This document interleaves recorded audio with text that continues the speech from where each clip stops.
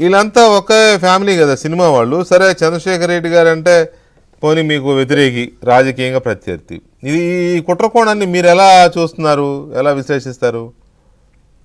Definite గా ఇవాళ నట్టి కుమార్ గారు చెప్పిన దాని మీద ఫ్రాంక్ గా, ఎందుకంటే సినిమాల్లో పడిన బాధలు వాళ్ళకే తెలుసు మాకంటే. అవును, నిర్మాతలు వెంకటకృష్ణ గారు ఇక్కడ మా దగ్గర పొలాలు అమ్ముకుని, బంగారాలు అమ్ముకుని, ఆస్తులు అమ్ముకుని హైదరాబాద్ వెళ్ళి సర్వనాశనం అయిపోయింది సార్. చిన్న థియేటర్లు అని చేతిలో పెట్టుకుని థియేటర్లు ఇవ్వకుండా చాలా ఇబ్బంది పెట్టే వాళ్ళందరినీ ఆ సినిమాలు ఓటీటీలో ఐకార్డు కొనుక్కున్న సందర్భం కూడా నాకు తెలుసు సార్. కానీ నట్టి కుమార్ గారు, చౌదరి గారు అంటే వాళ్ళు సినిమా ఇండస్ట్రీలో ఉండి దాంట్లో బాధసాధకాల వాస్తవాలు వాళ్ళు చెప్పగలిగారు.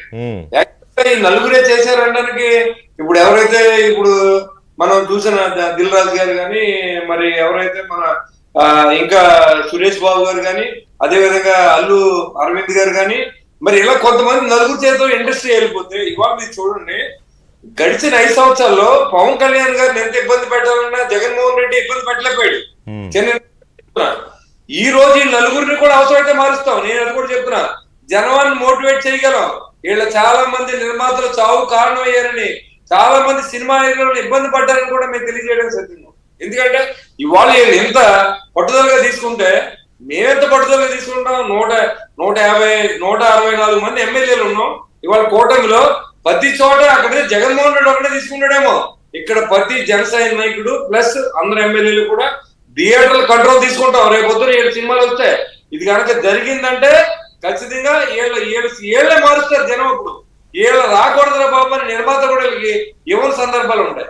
కాబట్టి అన్నెసరీగా వీళ్ళు కనుక వివాదాలకు వెళ్తే ఖచ్చితంగా దాన్ని బుద్ధి చెప్పడానికి కూడా సిద్ధంగా ఉన్నాం. కుట్రకోణం ఉందని ఇంకా మరి కందు దుగ్గేష్ గారు మా మిత్రులు చెప్పారు, విచారించక్కర్లేదు.